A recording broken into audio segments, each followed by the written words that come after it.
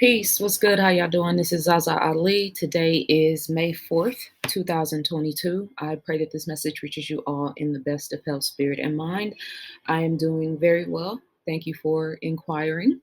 Today, we are going to talk about desires, the way that we communicate with God or Allah or the Creator or Source Energy or whatever your reference point is for a divine power and energy or something greater than yourself.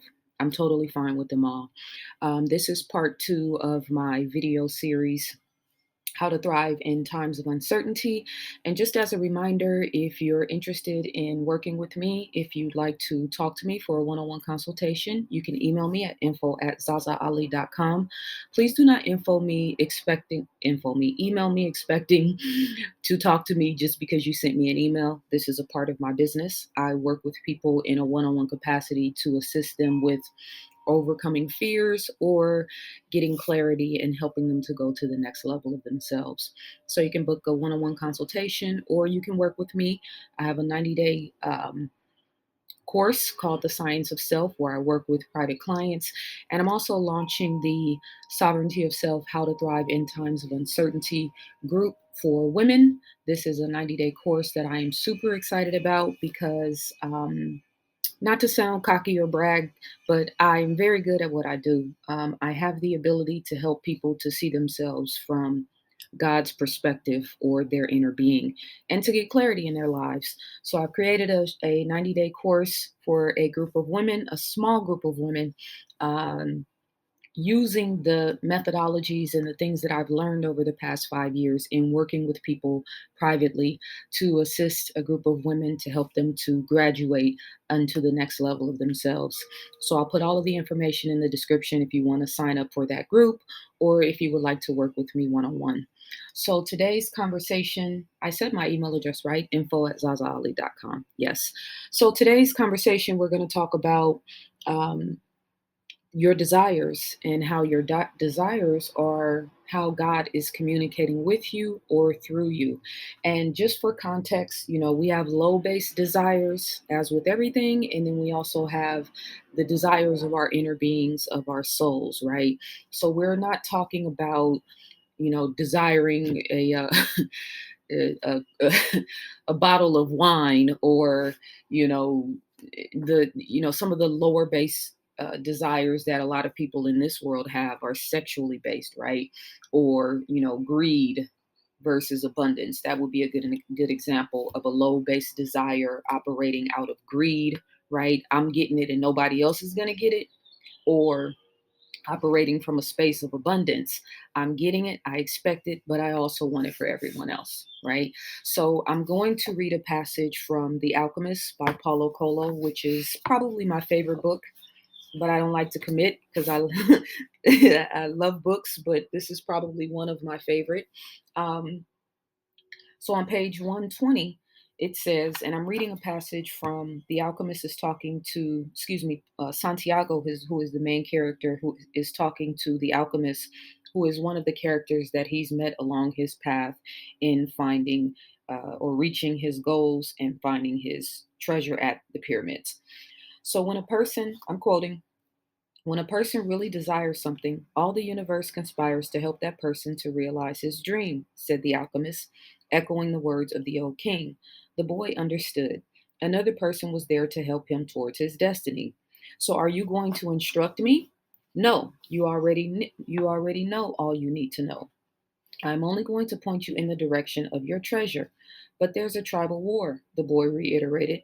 I know that's happening. I know what's happening in the desert, said the alchemist.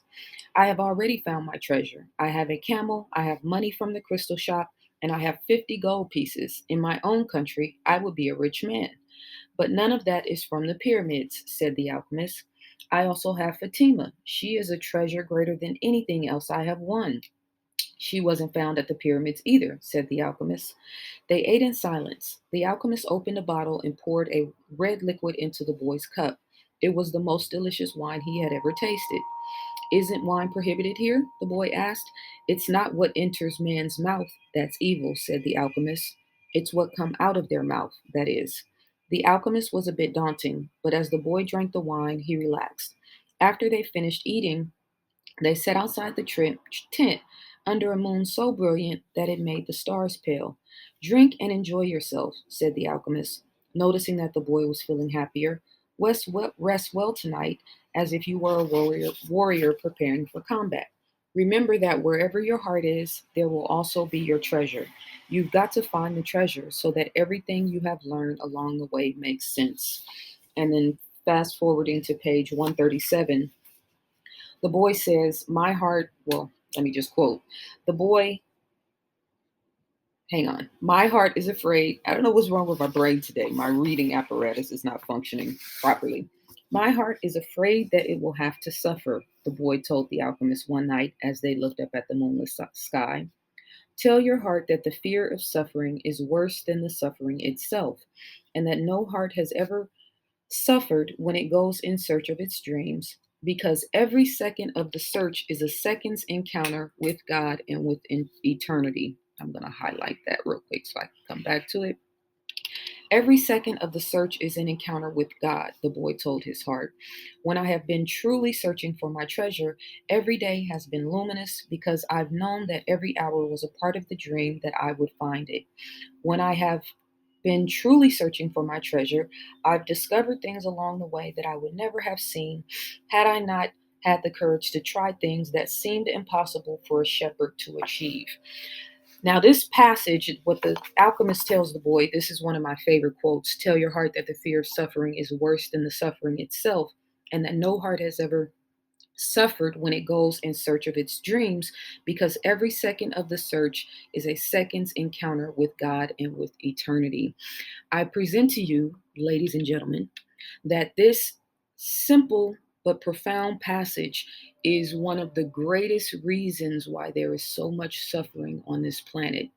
It's one of the greatest reasons why anxiety and suicide and depression and all of this inner turmoil that's happening within us, which is what's actually created the external turmoil that we're all witnessing, right? These psychopaths who are in power that are trying to impose their will on the world. Well, this is coming from hundreds, if not thousands, of years of people denying themselves the right to have a treasure or to have a desire or to have a dream, let alone actually following it. So in the book, The Alchemist, um, Santiago, along his path of trying to find his treasure at the pyramids, has all of these wonderful and fascinating experiences. He meets this girl named Fatima, who he falls in love with. He met a king who gave him a lot of very profound wisdom as well as some jewels. He became a master crystal seller. He had a lot of success. He made a lot of money, as you heard in the quote. He met people all over the world and had a lot of fascinating experiences. And he also met with and was trained by an alchemist who was teaching him, along with all the other characters in the story, about the soul of the world, right? And so, the soul of the world, when I say desires are God's way of communicating through you, or how we communicate with God through our desires, we're talking about the soul of the world and all things working for the greater good. Excuse me.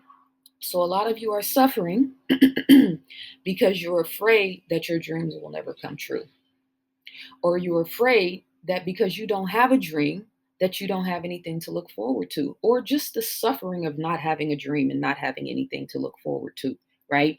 There's a character in the book, the crystal shop owner, that had a goal. His lifelong dream was to go to Mecca and make Hajj, right? He's a Muslim. But once he was able to do so, Santiago comes and assists him. He starts making sales. He starts making all this money. Everything is going good. And so Santiago's like, yay, now you have your money to be able to go and go to Mecca and make Hajj. The crystal shop owner didn't want to go. Why?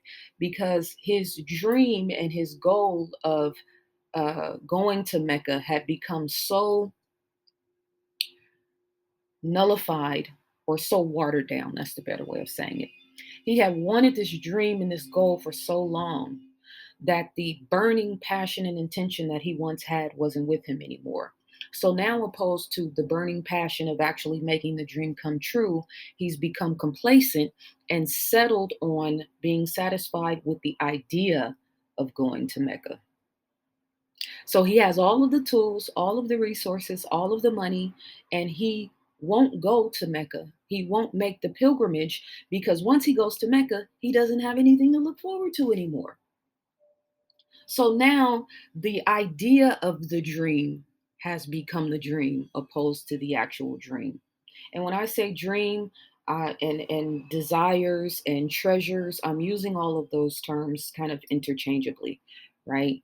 So, what do you desire?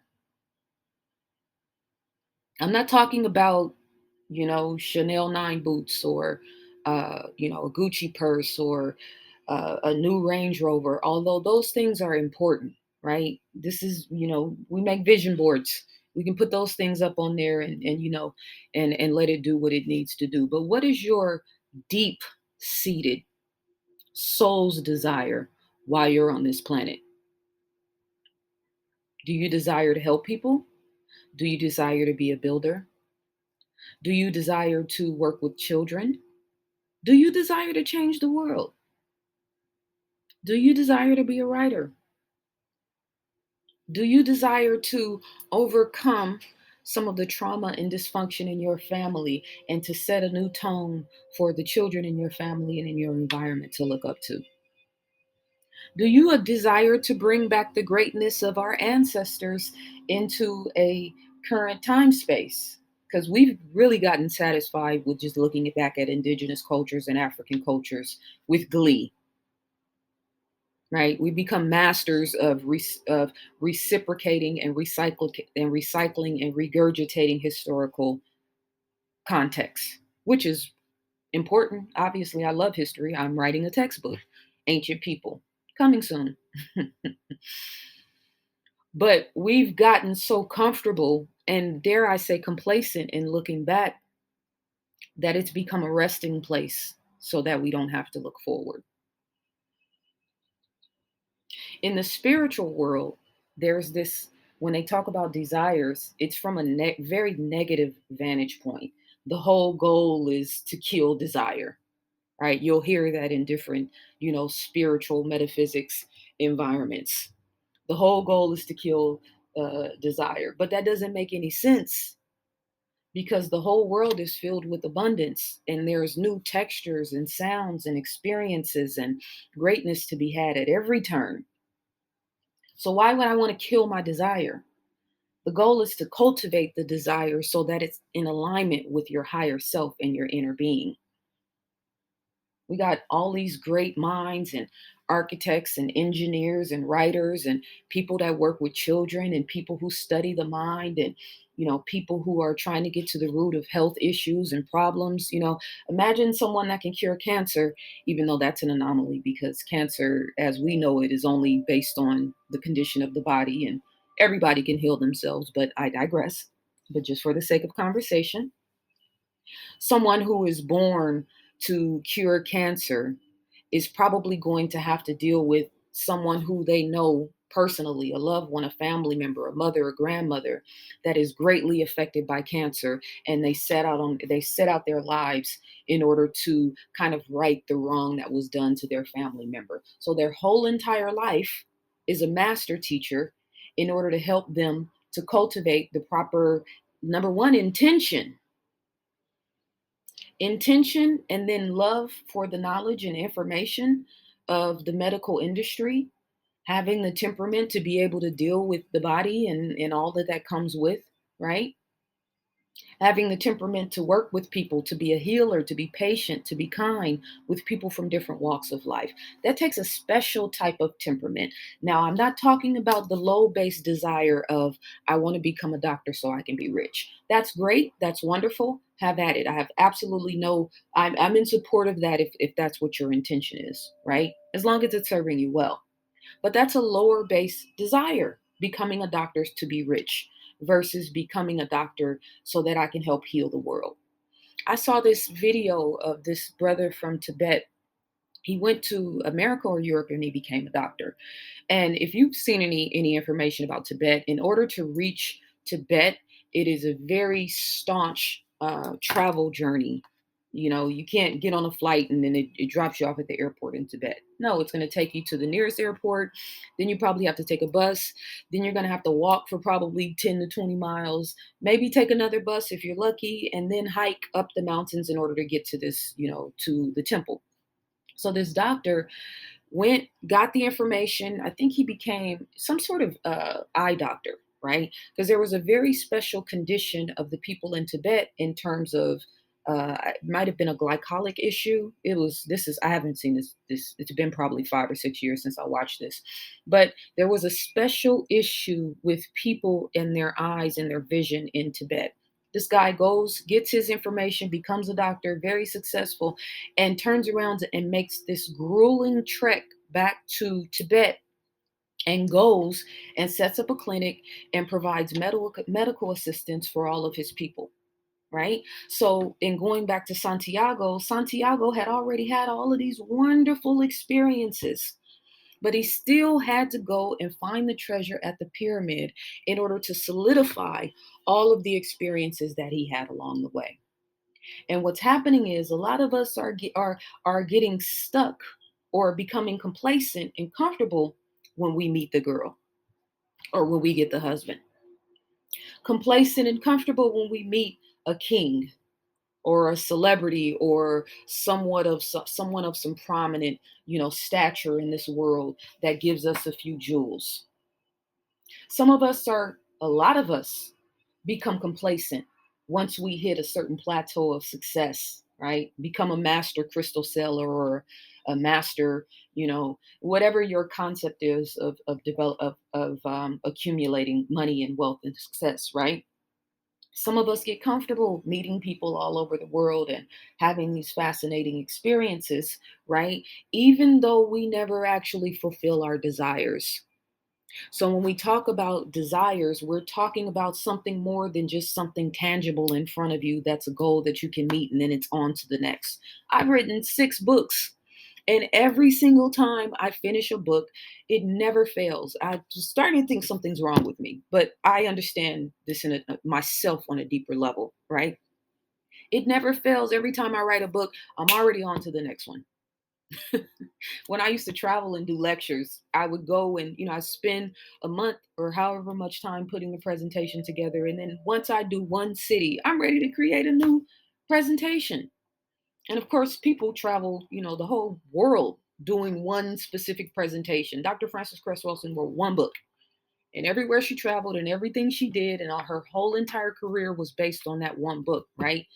Because there was so much depth and profound information and wisdom in it.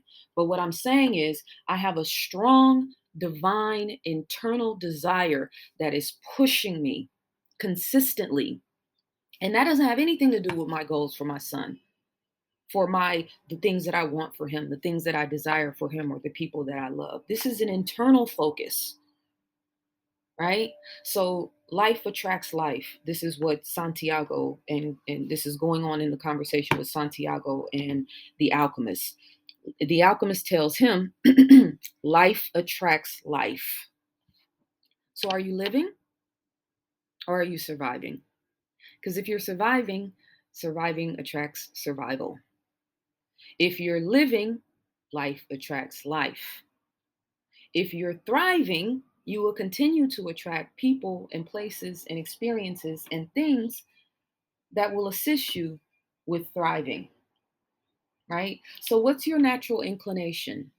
A lot of the people that I work with, my customers, my clients, people that do my workshops, are healers who have been through very daunting or traumatic experiences. Because if you want to be a healer, you got to prove it yourself.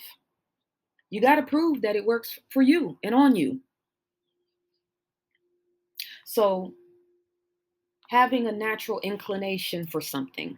What is your natural inclination? This is not the time to be playing small. I'm going to say that again. This is not the time to play small. Whatever you're doing, if you're not doing it from a place of love, if you're not inspired, if you don't feel invigorated and excited to wake up to a new day and proud of what you're creating, proud of what you're building, right? Then that means that you aren't in touch with and in alignment with your soul's and your heart's desires. I'm not talking about living on a surface level. I'm not talking about, you know, the mediocrity that this world has most people kind of engulfed and ingrained in. I'm talking about your highest goals and aspirations, your deepest desires. And I was having a conversation with on a consultation yesterday, and we were talking about marriage, right? And this woman, this beautiful woman, because the whole entire world had been cultivating for her that marriage was the end all be all for women, she set out to get married, and it left her feeling like she got the short end of the stick. Not because she got married, but because the intentions were not in alignment with her soul's greatest aspirations. How do I know that? Because she's a healer. And I look forward to talking to her on Saturday at my first official workshop for the sovereignty of self, how to thrive in times of uncertainty. If you are a woman, we still have a little bit of space left.